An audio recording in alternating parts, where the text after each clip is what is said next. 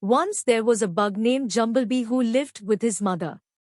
They were very poor, and Jumblebee's mother worked hard, but Jumblebee was so lazy that he never worked at all. He slept in the shade under flowers on hot days, and dozed in front of the warm fire on cold days. Jumblebee's mother was fed up with her son's laziness. "Tomorrow you must go find work," she told him. The very next day, Jumblebee worked in a farmer bug's field, picking weeds. At the end of the day, the farmer gave Jumblebee a penny for his pay.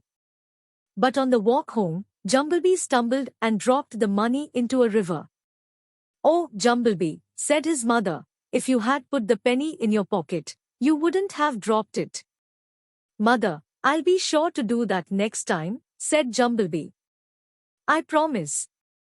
The very next day, Jumblebee worked for a beekeeper who gave him a cup of honey for his day's work. On the way home, Jumblebee put the cup in his pocket. But as he walked, the honey dripped and dribbled out of the cup. When Jumblebee got home, his mother immediately saw what had happened. "You sticky, silly bug," she said. "You could have carried that honey more steadily on your head." "I'll be sure to do that next time," said Jumblebee. "I promise."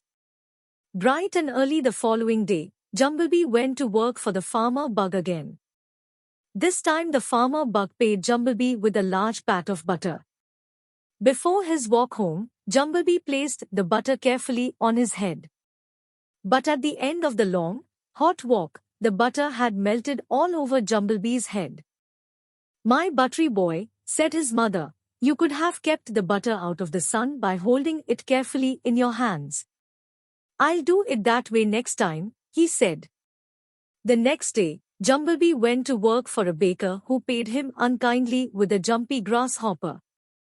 Jumblebee carefully picked up the grasshopper and began walking home.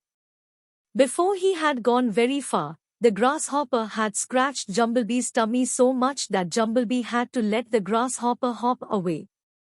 When he got home, his mother sighed and said, "Son, you should have tied the grasshopper with a string and made it hop along behind you." "I'll be sure to do that next time," said Jumblebee.